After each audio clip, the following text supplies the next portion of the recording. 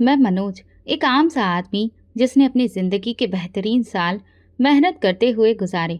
मेरी उम्र के इस पड़ाव पर जब मुझे सुकून और आराम की जिंदगी जीनी चाहिए थी, तब मेरी जिंदगी में तूफान आ गया। मेरे 4 बच्चे हैं, 3 बेटे, नवीन, सुमित और पंकज, और एक बेटी नैना। मैंने अपनी जिंदगी भर की कमाई उनकी अच्छी परवरिश और खुशियों के लिए खर्च कर दी। मगर जैसे जैसे वक्त गुजरता गया, मुझे यह एहसास हुआ कि मेरी परवरिश और मोहब्बत का हक वो लोग अदा नहीं कर सके। मेरी सबसे बड़ी मुश्किल उस वक्त शुरू हुई जब मेरी पत्नी निर्मला का देहांत हो गया। निर्मला मेरे लिए हर कदम पर एक सहारा थी, लेकिन जब वो चली गई तो मेरी दुनिया ही उजड़ गई।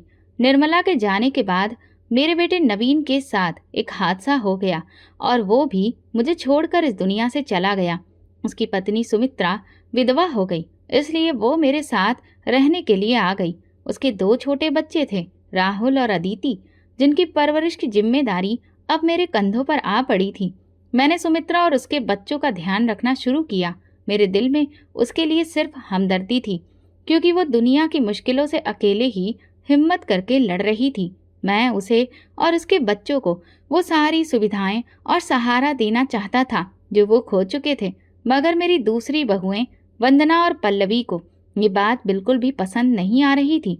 वे समझती थी कि मैं अपने रिटायरमेंट के पैसे सुमित्रा और उसके बच्चों पर खर्च कर दूंगा और उनके पति सुमित और पंकज को कुछ भी नहीं मिलेगा।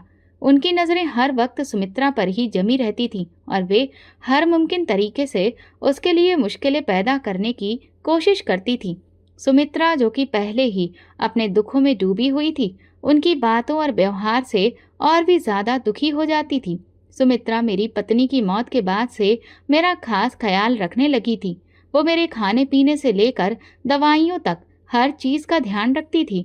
उसकी देखभाल में एक बेटी जैसा एहसास था और उसने धीरे धीरे मेरे दिल में अपने लिए खास जगह बना ली थी।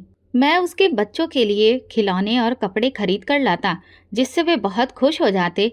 मगर घर के बाकी लोगों को मेरा ये सब करना पसंद नहीं आ रहा था। मेरी दूसरी बहुएं अक्सर ये जिक्र करती कि मैं अपनी सारी जमा पूंजी सुमित्रा और उसके बच्चों पर क्यों खर्च कर रहा हूँ। क्या उन लोगों के लिए उसमें से कुछ भी नहीं बचेगा? मैंने उन्हें कई बार समझाने की कोशिश की थी कि ऐसा नहीं है, लेकिन उनकी बातों ने मेरे बेटों को भी मेरे खिलाफ भड़का दिया था। सुमित और पंकज मुझसे दूर होते जा रहे थे और वे मुझ पर शक करने लगे थे, वो शक जो उनकी पत्नियों ने उनके दिमाग में डाला था। एक रात जब मैं अपनी परेशानी की वजह से सोच विचार में बैठा हुआ था, अचानक दरवाजा खुला और सुमित्रा अंदर आई। इससे पहले कि मैं कुछ कहता, वो मेरी तरफ बढ़कर बोली, पिताजी, मैं जानती हूँ कि इस वक्त आप पर क्या गुजर रही है, लेकिन आप बिल्कुल भी परेशान ना हो। मैं हमेशा आपके साथ हूँ और रहूंगी। उसकी ये बात सुनकर मेरे दिल में कुछ हल्का सा महसूस हुआ, जैसे कोई बहुत भारी बोझ उतर गया हो। वो रात मेरी जिंदगी में एक नया मोड़ लेकर आई। सुमित्रा ने मुझे याद दिलाया कि अभी जिंदगी खत्म नहीं हुई है और अभी तो बहुत कुछ बाकी है जिसके लिए हमें जीना है। सुमित्रा का मेरे घर में रहना मेरे बेटों के लिए हमेशा से एक बहुत बड़ा मामला बनता जा रहा था। सुमित और पंकज को सुमित्रा से अजीब सी दुश्मनी हो गई थी। वे उसके हर काम में कमियां निकालते, उसके बच्चों को डांटते और अक्सर उसके खिलाफ बातें करते। एक दिन मैं घर के आंगन में बैठा था जब मैंने अपने बेटों को आपस में धीरे धीरे बातें करते सुना। वे लोग प्लान बना रहे थे कि किस तरह से सुमित्रा को इस घर से निकाल दिया जाए। सुमित, जो हमेशा से जल्दी गुस्से में आ जाता था, बोला, हमें इस औरत को जल्द से जल्द यहाँ से निकालना होगा। पिताजी का सारा पैसा इसी पर खर्च हुआ जा रहा है और इसके बच्चे मजे से रह रहे हैं। अगर हमने कुछ भी नहीं किया तो फिर हमारा हिस्सा तो कहीं का नहीं रहेगा। पंकज ने भी उसकी हाँ में हाँ मिलाई और बोला, सही कह रहे हो भैया, अगर ये औरत यहाँ रही तो पिताजी हमें कुछ देंगे ही नहीं। इसीलिए हमें जल्द से जल्द इसे इस घर से निकालने का तरीका ढूंढना होगा। पंकज, जो कि सबसे बड़ा और अक्सर बहुत ही समझदार समझा जाता था, कहने लगा, हमें कोई ऐसा बहाना बनाना होगा जिससे सुमित्रा खुद ही इस घर को छोड़ने के लिए मजबूर हो जाए। ये सारी बातें सुनकर मेरा दिल बैठ गया। मेरे अपने ही बेटे मेरे खिलाफ साजिश कर रहे थे और उसकी वजह थी वो बेचारी विधवा लड़की जो खुद इतनी मुश्किल में थी। मैं जानता था कि अगर सुमित्रा को इस घर से निकाल दिया गया तो उसके पास कोई और ठिकाना नहीं रहेगा, क्योंकि उसके माता पिता भी अब इस दुनिया में नहीं थे। वो मेरे स्वर्गीय बेटे की एकमात्र निशानी थी। मैंने फैसला किया कि सुमित्रा के लिए मैं हर मुमकिन कदम उठाऊंगा। मैंने अपने बेटों को अपने कमरे में बुलाया और उनसे खुलकर बात की। तुम लोग क्या सोचते हो कि इस सब से तुम्हें क्या मिलेगा? सुमित ने गुस्से में जवाब दिया, पिताजी, आपको हमारी कोई भी फिक्र नहीं है। आपका सारा ध्यान तो सुमित्रा और उसके बच्चों पर है। आखिर हमें भी अपनी जिंदगी अच्छे से गुजारनी है। अगर सारी रकम सुमित्रा पर ही खर्च हो गई तो फिर हमारे पास क्या बचेगा? मैंने सुमित की आंखों में देखा और कहा, तुम लोगों को ये बात समझनी चाहिए कि सुमित्रा का इस दुनिया में कोई नहीं है। अगर मैं उसका ख्याल नहीं रखूंगा तो वो बेचारी कहाँ जाएगी? तुम लोग जो उसके और उसके बच्चों के साथ कर रहे हो वो बहुत ज्यादा गलत है। पंकज ने तुरंत बीच में पड़ते हुए कहा, पिताजी, हमें इस बात का एहसास है कि सुमित्रा की हालत अच्छी नहीं है, मगर आपको हमें भी नजरअंदाज नहीं करना चाहिए। हम आपके बेटे हैं और हमारा भी अधिकार है। मैंने पंकज की बात सुनकर गहरी सांस ली और कहा, तुम लोग मेरे बेटे हो और मैं तुम सबको बराबर का प्यार देता हूँ, मगर सुमित्रा को मैं इस घर से जाने नहीं दूंगा। उसके लिए ये घर ही उसका आखिरी सहारा है। अगर तुम लोगों को मेरे फैसले से ऐतराज है तो फिर तुम लोग अपने लिए कोई और रास्ता चुन लो, लेकिन सुमित्रा मेरे साथ इस घर में ही रहेगी। मेरे इस फैसले पर घर का माहौल और भी ज्यादा तनाव से भर गया। बेटे और बहू के चेहरे पर नाराजगी अब साफ नजर आने लगी थी। हर रोज घर में किसी न किसी बात को लेकर कोई न कोई कलह या झगड़ा होता रहता था। कभी खाने की मेज पर छोटी मोटी बातों पर तानाकसी चलती थी तो कभी किसी बहाने से सुमित्रा को नीचा दिखाने की कोशिश की जाती थी। सुमित्रा भी इस माहौल में अब हद से ज्यादा मानसिक दबाव का शिकार हो रही थी। वह अपने बच्चों की तरफ देखती और फिर मेरी तरफ, और उसकी आंखों में एक अनजाना खौफ दिखाई देने लगता। मगर मैंने उसके और उसके बच्चों के लिए खुद से जो वादा किया था उसे पूरा करने का मैं ठान चुका था। एक दिन जब घर का माहौल हद से ज्यादा खराब हो गया, पंकज ने सुमित्रा से तीखे लहजे में कहा, यहाँ से चली क्यों नहीं जाती? इस घर में तुम्हारी अब कोई जगह नहीं है। उसकी बात सुनकर सुमित्रा का चेहरा उदास हो गया और उसकी आंखों में आंसू भर आए। मैं ये सब बर्दाश्त नहीं कर सका और पंकज को सख्ती से डांटा, ये क्या बकवास है? तुम्हारी हिम्मत कैसे हुई सुमित्रा से इस तरह बात करने की? वो मेरी बहू है और इस घर का हिस्सा भी है, जैसे कि तुम लोग हो, और वो यहाँ पर हमेशा रहेगी। पंकज मेरी इस बात पर चुप हो गया, मगर उसकी आंखों में गुस्सा अभी भी साफ झलक रहा था। घर के हालात दिन ब दिन बहुत खराब होते जा रहे थे, लेकिन मैंने फैसला कर लिया था कि चाहे कुछ भी हो, सुमित्रा और उसके बच्चों का साथ मैं नहीं छोड़ूंगा। अब हर दिन सुमित्रा के लिए एक नई परीक्षा लेकर आता था। मेरे बेटे और बहुओं की बातें और उनका व्यवहार सुमित्रा पर गहरा असर डाल रहा था। वो बहादुरी से इन सारे हालातों का सामना कर रही थी, लेकिन अब वो धीरे धीरे कमजोर पड़ती जा रही थी। एक दिन जब सुमित्रा ने नाश्ते के दौरान बहू की तीखी बातों का सामना किया तो वो खामोशी से उठकर अपने कमरे में चली गई। उसकी तबीयत पहले से ही ठीक नहीं थी और इन लगातार तानों की वजह से उसकी सेहत और ज्यादा बिगड़ गई। शाम तक उसकी हालत काफी बिगड़ गई। वो तेज बुखार और कमजोरी का शिकार हो गई थी। मैंने तुरंत उसे अस्पताल ले जाने का फैसला किया। अस्पताल में डॉक्टर ने बताया कि सुमित्रा की हालत काफी नाजुक है और उसे पूरी तरह से आराम करने की जरूरत है। डॉक्टर की बात सुनकर मेरा दिल बहुत बुरी तरह घबरा गया। मेरे दोनों पोते पोती के सिर से पहले ही पिता का साया उठ चुका था, लेकिन अब मैं उनकी माँ को भी उनसे दूर नहीं होने देना चाहता था। इसलिए मैंने फौरन उसकी देखभाल का इंतजाम किया। मैं दिन रात उसके साथ अस्पताल में रहा, उसकी दवा और खाने पीने का खास ख्याल रखा। मेरी प्रार्थना रंग लाई और कुछ ही दिनों में सुमित्रा की हालत ठीक होने लगी। जब मैं सुमित्रा को घर वापस लाया तो वो बहुत कमजोर थी। उसकी हालत ऐसी थी कि वो बिस्तर से उठ भी नहीं सकती थी। मैंने उसके कमरे में एक छोटा सा बिस्तर लगाया और उसके सिरहाने बैठकर उसकी देखभाल करने लगा। मैंने उसे खुद खाना खिलाया, दवा दी और रात भर उसकी सेवा की। सुमित्रा, जो अपने दुखों के साथ साथ इस बीमारी से भी जूझ रही थी, धीरे धीरे सेहतमंद लगने लगी। मेरी सेवा और देखभाल ने उसे वो सहारा दिया जो उसे मुश्किल वक्त में चाहिए था। कुछ दिनों में उसके चेहरे पर वही पुरानी रौनक वापस आने लगी। लेकिन ये सब कुछ घर के बाकी लोगों को कैसे बर्दाश्त हो सकता था?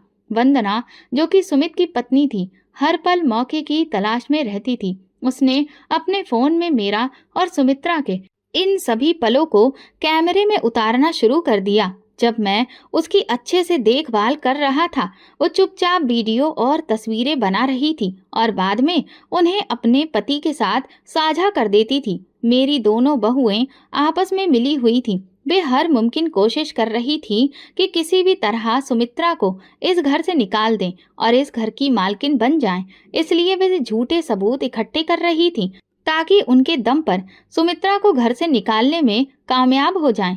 एक दिन जब मैं कमरे में बैठा अखबार पढ़ रहा था, सुमित और पंकज मेरे सामने आ गए और कहने लगे, पिताजी, अब हम आपकी ये हरकतें और ज्यादा बर्दाश्त नहीं कर सकते। अब सब कुछ हमारी सहनशीलता से बाहर होता जा रहा है। आपको तो अपनी इज्जत की कोई परवाह नहीं, पर अब तो आप हमारी इज्जत का भी ख्याल नहीं रखते। अगर आपकी ये हरकतें मोहल्ले वालों या बाकी लोगों के सामने आ गईं, तो हम लोगों का तो कहीं मुंह दिखाना मुश्किल हो जाएगा। इसलिए अच्छा यही होगा कि आप सही रास्ते पर आ जाएं और सुमित्रा को इस घर से बाहर निकाल दें। वो अभी जवान है, उसे तो कोई भी शादी करने के लिए तैयार हो सकता है। और रही बात बच्चों की, तो उनकी जिम्मेदारी आप बेशक उठा लीजिए, हमें इससे कोई ऐतराज नहीं। आखिर वो आपके बेटे की औलादें हैं। लेकिन सुमित्रा को अब हम इस घर में बर्दाश्त नहीं कर सकते। मैंने उन लोगों से कहा, भला तुम लोग कहना क्या चाहते हो? जो भी बात है साफ साफ मुझे बताओ, क्योंकि मुझे कुछ भी समझ नहीं आ रहा था कि वे लोग क्या कहना चाहते हैं। इसके बाद पंकज ने अपना मोबाइल निकाला और मुझे वे तस्वीरें दिखाई जो चोरी छुपे ली गई थीं। जब मैं सुमित्रा को दवा पिला रहा था और उसके सिर को दबा रहा था, क्योंकि उस वक्त उसे मेरी काफी ज्यादा जरूरत थी। हालांकि होना तो ये चाहिए था कि उसकी देवरानी या जेठानी उसका ख्याल रखें, लेकिन इसके बजाय उन लोगों ने हमारी तस्वीरें खींची और इतना बड़ा तमाशा बना दिया। उनकी बातें सुनकर मेरे होश उड़ गए। मेरे अपने ही बेटे, जिन्हें मैंने अपनी मेहनत और कमाई से पाल पोस कर बड़ा किया था, आज वो मेरे ही खिलाफ खड़े थे। मैंने एक लम्हे के लिए खामोशी ओढ़ ली, मगर फिर मेरी आंखों में गुस्से की चिंगारी चमकने लगी। तुम लोगों को शर्म नहीं आती? मैंने गुस्से से कहा। मेरी परवरिश, मेरे प्यार का ये सिला दिया? मैंने तुम्हें क्या नहीं दिया और अब तुम मुझ पर ये इल्जाम लगा रहे हो कि मेरे और सुमित्रा के बीच में कुछ गलत है? सुमित ने ताना मारते हुए कहा, पिताजी, हम बस वही दिखा रहे हैं जो सच है। मेरे दिल में गम और गुस्सा दोनों एक साथ उठ रहे थे। मैंने फैसला किया कि मैं उनके सामने हार नहीं मानूंगा। तुम लोग ये वीडियो जहां चाहे दिखाओ, मैं अपनी इज्जत और सच्चाई के लिए खड़ा रहूंगा। सुमित्रा इस घर का हिस्सा है और मैं उसका साथ कभी नहीं छोड़ूंगा। मेरे इस सख्त जवाब पर सुमित और पंकज के चेहरे पर नाराजगी और मायूसी नजर आई। वे समझ गए कि मैं उनके दबाव में नहीं आने वाला, लेकिन मैं जानता था कि मामला यहीं खत्म नहीं होगा और मुझे अभी और भी ज्यादा मुश्किलों का सामना करना पड़ेगा। सुमित्रा, जो अब बेहतर हो रही थी, उसे भी इस बात का अंदाजा नहीं था कि मेरे बेटों ने क्या मंसूबा बना रखा है। घर का माहौल अब और ज्यादा तनावपूर्ण हो गया था, मगर मैंने ठान लिया था कि सुमित्रा को किसी भी कीमत पर इस घर में रहने दूंगा। भले ही तनाव और टेंशन बना रहता था, लेकिन सुमित्रा के साथ जो हो रहा था वो मेरे लिए सबसे ज्यादा तकलीफ दे था। उसका पति, जो उसका एकमात्र सहारा था, हाथ से निकल चुका था। इस हादसे ने सुमित्रा की जिंदगी को उलट पुलट कर रख दिया था। अब वो अकेली और बेसहारा थी। अपने बच्चों के साथ एक ऐसे घर में थी जहां उसकी कदर करने वाला कोई नहीं था। हादसे के बाद से सुमित्रा की देवरानी और जेठानियां उसके साथ बहुत बुरा व्यवहार कर रही थी।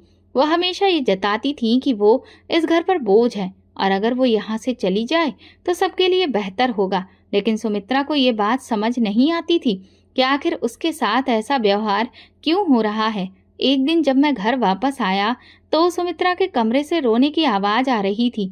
मैं अंदर गया तो देखा कि उसके हाथ में अपने पति की एक तस्वीर थी और वो आंसुओं से भीगी हुई थी। मैंने उससे पूछा, क्या हुआ बेटी, क्यों रो रही हो? सुमित्रा ने करुण दृष्टि से मुझे देखा और कहा, पिताजी, मुझे तो ऐसा लगता है कि यह हादसा कोई हादसा नहीं था। उसकी बात सुनकर मेरा दिल कांप गया। ये तुम क्या कह रही हो? मैंने पूछा तो वो कहने लगी, मुझे पता नहीं क्यों, लेकिन मेरे दिल में एक अजीब सा ख्याल उठ रहा है कि इस सबके पीछे जरूर कोई साजिश थी। नवीन मुझे हमेशा कहते थे कि वो मुझसे बहुत प्यार करते हैं, लेकिन उनके आखिरी दिनों में वो बहुत परेशान रहते थे, जैसे कि वो किसी के दबाव में थे। मैंने सुमित्रा को तसल्ली दी और कहा, बेटी ये सब तुम्हारा वहम है। नवीन की मौत एक हादसा थी और उसमें किसी की साजिश नहीं हो सकती। लेकिन फिर मेरे दिल में भी शक की लहर उठने लगी थी। वक्त गुजर गया, मगर सुमित्रा के साथ मेरी बाकी बहुओं का व्यवहार और भी ज्यादा बुरा हो गया था। वे लोग उसे हर रोज ताने देती और उसे घर से निकालने की बातें करती, लेकिन इस सब के पीछे एक और खौफनाक मंसूबा था जिसका अंदाजा किसी को नहीं था। सुमित्रा के साथ मेरी बाकी बहुओं का मकसद सिर्फ इतना था कि वो उसे घर से निकालकर इस घर की जायदाद और मेरे रिटायरमेंट की रकम पर कब्जा कर सकें। वे जानती थी कि अगर सुमित्रा यहाँ रही तो उनके मंसूबों में रुकावट बनी रहेगी, इसलिए उन्होंने अपने पतियों के साथ मिलकर एक साजिश रची थी। सुमित्रा के पति का वो हादसा एक मामूली दुर्घटना नहीं था, वो सोच समझकर किया गया षड्यंत्र था ताकि सुमित्रा मजबूर होकर इस घर को छोड़ दे। लेकिन सुमित्रा की बेगुनाही और सादगी ने उसे अभी तक इस गहरी साजिश का एहसास नहीं होने दिया था। एक रात जब सब सो रहे थे, पल्लवी और पंकज आपस में बातें कर रहे थे।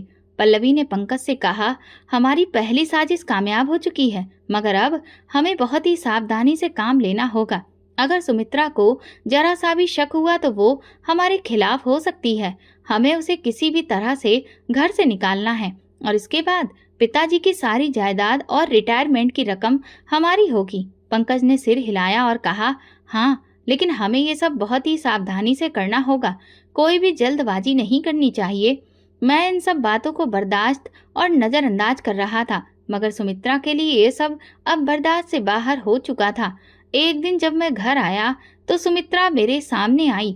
उसकी आंखों में अजीब सी थकान थी। उसने कहा, पिताजी, मैं अब इस घर में और नहीं रह सकती। मुझे रोज ताने मिलते हैं, रोज दुख पहुंचाया जाता है।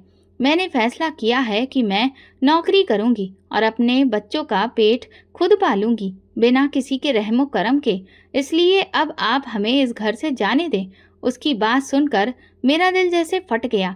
मेरे लिए सुनना बहुत मुश्किल था कि मेरी बहू, जो मेरी अपनी बेटी जैसी थी, इस घर को छोड़ने की बात कर रही थी। मैंने कहा, बेटी, तुम्हें कहीं जाने की जरूरत नहीं है। ये घर तुम्हारा है और हमेशा रहेगा, और अगर तुम नौकरी करना चाहती हो तो मैं तुम्हारी मदद करूंगा, लेकिन ये घर छोड़ने की बात मत करो। सुमित्रा ने मेरी बात सुनी, मगर उसके चेहरे पर परेशानी थी। पिताजी, मैं आपकी बहुत इज्जत करती हूँ, मगर मैं यहाँ नहीं रह सकती। मेरे बच्चे इस माहौल में खुश नहीं हैं और मैं उन्हें तकलीफ से नहीं गुजरने देना चाहती। मैं नौकरी करूंगी और अपने बच्चों का ख्याल रखूंगी, लेकिन हमें घर से जाने दीजिए। मेरी आंखों में आंसू आ गए, मगर मैं जानता था कि सुमित्रा के लिए ये फैसला कितना मुश्किल था। मैंने उससे कहा, बेटी, अगर तुम यही चाहती हो तो मैं तुम्हें नहीं रोकूंगा, लेकिन याद रखना, ये घर हमेशा तुम्हारा रहेगा। तुम जब चाहे वापस आ सकती हो। सुमित्रा ने मुझे धन्यवाद कहा और वो रात भर सोच में डूबी रही। अगले दिन उसने नौकरी की तलाश शुरू कर दी। जब सुमित्रा ने नौकरी शुरू की तो मैंने महसूस किया कि वो बाहर की दुनिया में एक नए अंदाज से जीने की कोशिश कर रही थी।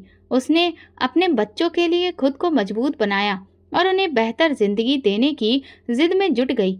एक दिन जब मैं बाजार जा रहा था तो मैंने सुमित्रा को एक ऑफिस के बाहर देखा। वो बहुत व्यस्त नजर आ रही थी, मगर उसके चेहरे पर एक अजीब सी मुस्कुराहट थी। मैं उसका हौसला बढ़ाने के लिए उसके पास गया। वो भी मुझे देखकर मुस्कुरा दी। मैंने उस लम्हे में सोचा कि शायद बाहर की दुनिया उसके लिए बेहतर होगी, शायद वो अपने आप को एक नई जिंदगी दे सकेगी। मगर ये सब कुछ इतना आसान नहीं था। मेरी बाकी बहुएं उसके खिलाफ अब भी साजिशें कर रही थीं। मैं जानता था कि वे सुमित्रा को कभी खुश नहीं देखना चाहती थी। घर में हर दिन एक नई साजिश होती थी। मैंने अपने बेटों को बार बार समझाया, लेकिन उन पर कोई असर नहीं हुआ। वे चाहते थे कि सुमित्रा घर से चली जाए ताकि वे रिटायरमेंट के पैसे और जायदाद पर कब्जा कर सकें। लेकिन मैंने फैसला कर लिया था कि मैं सुमित्रा को इस तरह हारने नहीं दूंगा।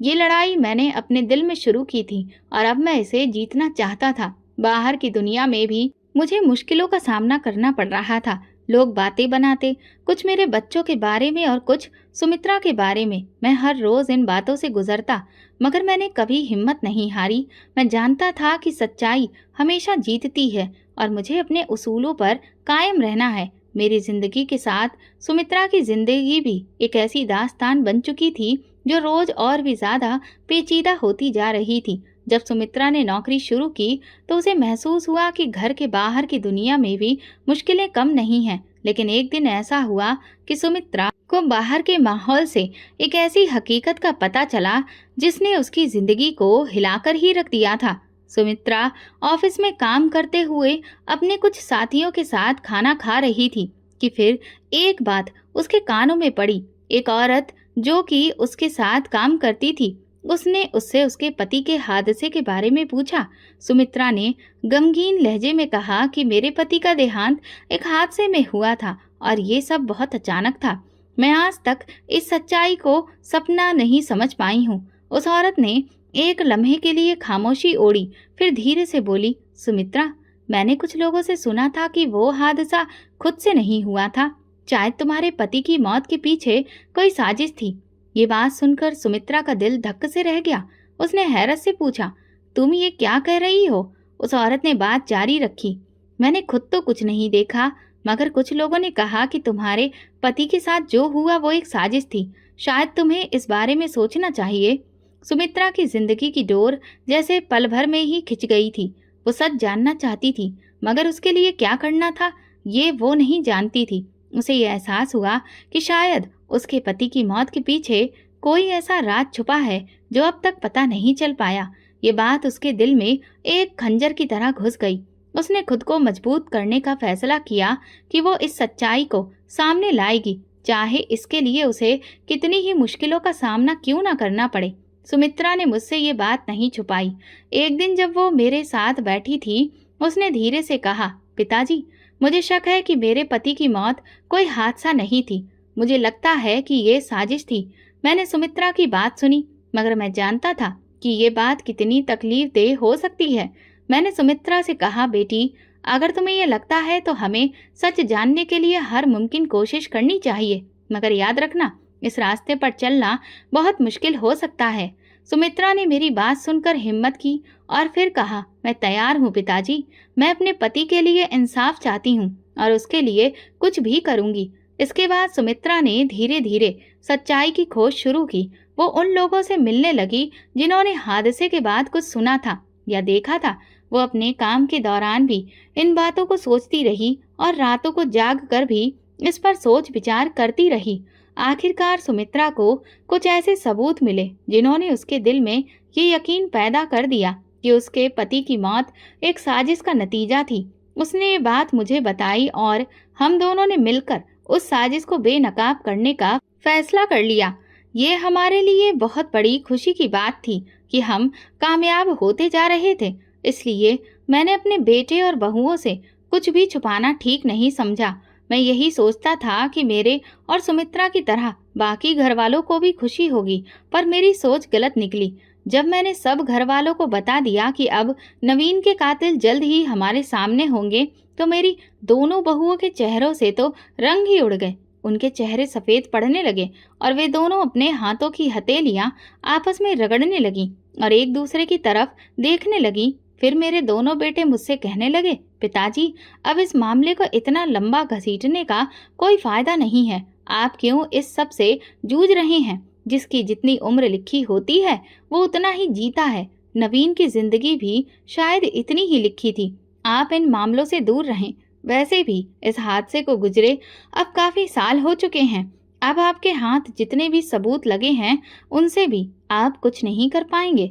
इसलिए हम नहीं चाहते कि आप इस उम्र में ज्यादा भाग दौड़ करके इस मामले को बढ़ाएं।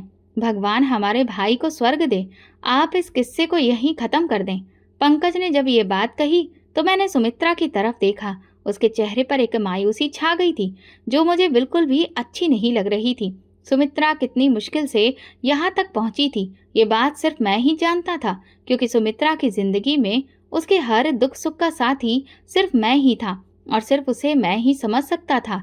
बाकी घर वाले तो उसे और उसके बच्चों से सिर्फ अपनी जान छुड़ाना चाहते थे। सुमित्रा और मैं सबूत हासिल करने की खोज जारी रखे हुए थे कि कुछ दिन गुजरते ही जब मैं और सुमित्रा इस पूरे मामले पर बात कर रहे थे तो कमरे के दरवाजे पर दस्तक हुई। मैंने जाकर जब दरवाजा खोला तो मेरी दोनों बहुएं और दोनों बेटे दरवाजे के बाहर खड़े थे। मेरे बेटे ने मुझसे सवाल किया, पिताजी आपने दरवाजा बंद क्यों किया था? उनके सवाल ने मुझे हैरान कर दिया कि मेरा बेटा एक बार फिर मुझ पर शक कर रहा था। मैंने अपने बेटे को जवाब दिया, तुम लोगों को कोई भी अधिकार नहीं बनता कि तुम लोग मुझसे ये सवाल करो। मेरे बेटों ने मुझसे कहा, पिताजी अब हम अपने घर में आपकी ये सारी हरकतें बर्दाश्त नहीं कर सकते। मुझे उन दोनों पर बहुत गुस्सा आ रहा था पर मैं अपनी सफाई में कुछ भी पेश नहीं कर पा रहा था। मेरे दोनों बेटे मुझसे कह रहे थे कि अगर आप दोनों को आपस में सिर्फ बात ही करनी थी तो आपने कमरे का दरवाजा क्यों बंद कर रखा था? उन लोगों के इस तरह के सवाल सुमित्रा की हिम्मत तोड़ रहे थे। मैं अब हरगिज अपने बेटों को ये नहीं बताना चाहता था कि मैं नवीन की मौत के सबूत इकट्ठा कर रहा हूँ, क्योंकि जब भी मैंने उन्हें बताया था तब उन्होंने मुझे इस बात से रोकने की कोशिश की थी जिससे सुमित्रा मायूस हो जाती थी, जो मैं बिल्कुल भी नहीं चाहता था। मेरी दोनों बहुएं सुमित्रा का हाथ पकड़कर उसे कमरे से खींचती हुई बाहर ले आईं और अपने पतियों से कहने लगीं, अब हम उसे एक पल के लिए भी इस घर में बर्दाश्त नहीं कर सकती। ये बहुत ही बदकिरदार औरत है, इसे अब इस घर से जाना ही पड़ेगा। सुमित्रा की आंखों से गिरने वाला हर आंसू इस बात की गवाही दे रहा था कि सुमित्रा बदकिरदार नहीं बल्कि एक पाक दामन लड़की है। मुझे अपने बेटों और बहुओं की गंदी सोच पर हैरत हो रही थी। मैंने उनसे कहा, हाँ आज के बाद सुमित्रा इस घर में नहीं रहेगी। तो सुमित्रा ने भी मेरी तरफ हैरानी से देखा। फिर मैंने कहा, सुमित्रा के साथ साथ मैं भी इस घर से चला जाऊंगा। तो मेरे बेटों के चेहरों से तो रंग ही उड़ने लगा था और मेरी दोनों बहुएं परेशान नजर आने लगीं। मैंने सुमित्रा के सिर पर हाथ फेरा और फिर उसके बच्चों को उठाया। हमने घर से जरूरत का कोई भी सामान नहीं लिया और यूं ही घर से निकल आए। मुझे पता था कि मेरे बेटे मेरी ही कमाई खाते हैं, इसीलिए मेरे बिना वे बिल्कुल भी नहीं रह पाएंगे और खुद ही मुझसे माफी मांगने आ जाएंगे। सुमित्रा ने मुझे बहुत रोका और समझाया, पिताजी आप अपने घर को छोड़कर मत जाइए। मुझे बहुत अफसोस हो रहा है कि मेरी वजह से आप पर ऐसे घटिया इल्जाम लगे। आपकी जिंदगी को मैंने बहुत मुश्किल में डाल दिया है। आप मुझे जाने दें और खुद वापस घर चले जाएं। लेकिन मैं अपने फर्ज से कैसे बच सकता था? सुमित्रा मेरा फर्ज बन चुकी थी क्योंकि मेरा बेटा इस दुनिया में नहीं था, इसलिए उसकी और उसके बच्चों की जिम्मेदारी अब मेरे कंधों पर थी। मैं अपनी सारी जिंदगी हर जिम्मेदारी निभाता आया था, तो फिर इस जिम्मेदारी से कैसे पीछे हट सकता था जब सुमित्रा का इस दुनिया में अब मैं ही एकमात्र सहारा था। मैंने एक किराए का मकान लिया जहां पर मैं सुमित्रा और उसके बच्चों के साथ रहने लगा। कुछ ही दिन बीते थे कि सुमित्र और पंकज दोनों मुझसे माफी मांगने आ गए। मैं अच्छी तरह समझता था कि वे किस लिए माफी मांगने आए थे। उन्हें मुझसे नहीं मेरे पैसों से प्यार था। मैं उनका बाप था, लेकिन उन्होंने अपनी पत्नियों के कहने पर मुझ पर जो गंदे इल्जाम लगाए थे वो बात मैं कभी भूल नहीं सकता। उन्होंने मुझे बुरी तरह जलील किया था और ये भी कभी भुलाया नहीं जा सकता था। मुझे मालूम था कि उनके पास अब खाने पीने तक को कुछ नहीं बचा था, इसीलिए वे मेरे पास लौटे थे। वे मेरे पैसों को कभी अपने हाथ से जाने नहीं देना चाहते थे, इसीलिए उन्होंने एक हफ्ता भी नहीं लगाया और आकर मुझसे माफी मांगने लगे। पर मैंने भी सोच लिया था कि इस बार मैं उनके साथ वापस नहीं जाऊंगा। सुमित्रा ने मुझे समझाया, पिताजी आप अपने बेटों के पास लौट जाइए, मैं इस घर में अकेली रह लूंगी। पर मैं सुमित्रा की ये बात नहीं मान सकता था। मैंने अपने बेटों को वापस भेज दिया। एक दिन बच्चों को स्कूल छोड़ने के बाद मैं और सुमित्रा घर की जरूरत का सामान लेने बाजार जा रहे थे। तभी मुझे वो चौकीदार दिखाई दिया जो नवीन के दफ्तर के बाहर नौकरी करता था। उसने हाल चाल पूछने के बाद सुमित्रा की ओर देखकर कहा, सुमित्रा की विधवा हालत देखकर मुझे बहुत दुख होता है। उनके साथ बहुत बड़ी नाइंसाफी हुई है।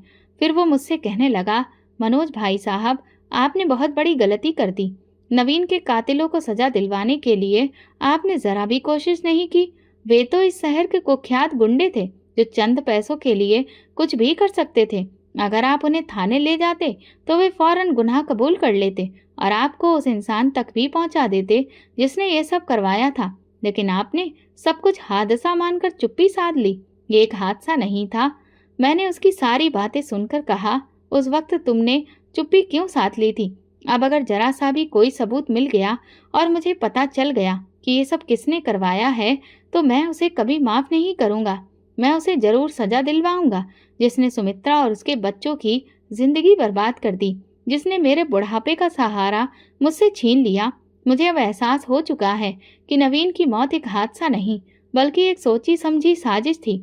मैंने चौकीदार से पूछा, तुम उस समय वहीं नौकरी करते थे? क्या तुम मेरी कुछ मदद कर सकते हो? चौकीदार ने कहा, मनोज साहब, मैं तो नवीन साहब की मौत के बाद वो नौकरी छोड़ चुका हूँ। उनके बाद मेरा वहाँ दिल नहीं लगता था। मेरे पास कोई ठोस सबूत तो नहीं है, लेकिन हाँ, ऑफिस के सीसीटीवी कैमरों की कुछ वीडियोज हैं उन दिनों की जब नवीन साहब की मौत हुई थी। अगर आप चाहें तो मैं आपको वो दे सकता हूँ। मैंने कहा, हाँ जरूर दो, हो सकता है उनमें कुछ सुराग मिल जाए। अगले दिन वो चौकीदार मेरे घर आया और मेरे हाथ में एक पेन ड्राइव दे दी जिसमें सारी रिकॉर्डिंग्स मौजूद थी। मैंने वो पेन ड्राइव सुमित्रा के लैपटॉप में चलाई। जैसे ही वीडियो चली, नवीन का चेहरा स्क्रीन पर उभरा। उसे देखकर मैं खुद को रोक नहीं पाया और मेरी आंखों से आंसू बहने लगे। मेरा जवान बेटा, मेरा बहादुर बेटा वीडियो में चहल पहल करता हुआ हंसते मुस्कुराते लोगों से बातें कर रहा था। नवीन हमेशा हंसकर ही बात करता था। उसके चेहरे पर मैंने कभी गुस्सा या नाराजगी नहीं देखी थी। सुमित्रा ने मेरे कंधे पर हाथ रखकर मुझे दिलासा दिया। उसने कहा, पिताजी, अब हम नवीन के कातिलों तक जरूर पहुंचेंगे। हमें जरूर इंसाफ मिलेगा। हम नवीन के कातिलों को सजा दिलवा कर रहेंगे। मैंने सुमित्रा से कहा, बेटी, मैं तो एक बूढ़ा इंसान हूँ। अगर तुम्हारा साथ ना होता तो मैं कभी भी ये जंग नहीं लड़ पाता। फिर एक वीडियो में हमें दिखा कि कुछ लोग नवीन से बात कर रहे थे। वे उसे छत पर ले जाने के लिए कह रहे थे। नवीन के ऑफिस की बिजली की कुछ तारों में खराबी आ गई थी, जिसे ठीक करने के लिए नवीन ने खुद मिस्त्रियों को बुलाया था। नवीन जब छत पर चढ़ गया तभी कुछ और लोग आए और नवीन के बारे में पूछने लगे। हमें नवीन साहब ने बुलाया है बिजली ठीक करने के लिए, लेकिन नवीन तो पहले ही कुछ लोगों के साथ छत पर जा चुका था। फिर ये कौन थे? किसी ने ज्यादा ध्यान नहीं दिया और उन्हें भी छत पर भेज दिया। जैसे ही वे छत पर पहुंचे, कुछ देर बाद चीखते हुए नीचे आए। छत पर नवीन साहब की लाश पड़ी है।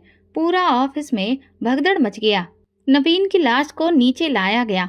ऑफिस के लोगों ने छानबीन की, जिससे पता चला कि नवीन की मौत बिजली का करंट लगने की वजह से हुई थी। सबने मान लिया कि एक हादसा था। हैरत की बात तो ये थी कि जो लोग पहले नवीन के साथ छत पर गए थे, वे लोग कौन थे और कहाँ गए, ये जानने की किसी ने कोशिश नहीं की। ये बात वहीं दब गई, जबकि वीडियो में उन लोगों के चेहरे साफ नजर आ रहे थे। मैंने वो वीडियो जाकर पुलिस के सामने पेश कर दी। पुलिस ने खुद ही उन गुंडों को पकड़ लिया, क्योंकि वे शहर के मशहूर गुंडे थे जो अक्सर पकड़े जाते थे और फिर सजा पूरी होने के बाद छूट जाते थे, लेकिन अपनी हरकतों से बाज नहीं आते थे। उन्होंने अपना गुनाह कबूल कर लिया और बता दिया कि ये काम उन्होंने पैसों के बदले किया था। जब ये पता चला कि उन्हें पैसे किसने दिए तो मेरे पैरों तले से जमीन खिसक गई। वो पैसे मेरी दोनों बहुओं ने दिए थे नवीन को मारने के बदले में। मुझे यकीन नहीं हो रहा था कि मेरी बहुएं हमारे साथ इतनी बड़ी दुश्मनी कर सकती हैं। मैंने ये सारी सच्चाई अपने दोनों बेटों सुमित और पंकज को सुनाई। उन्होंने अपनी पत्नियों को तलाक देने का फैसला किया। मैंने दोनों बेटों से कह दिया कि तुम अपनी पत्नियों को तलाक दो या ना दो, मुझे इस बात से कोई फर्क नहीं पड़ता, क्योंकि मेरा तुम लोगों से अब कोई भी रिश्ता नहीं है।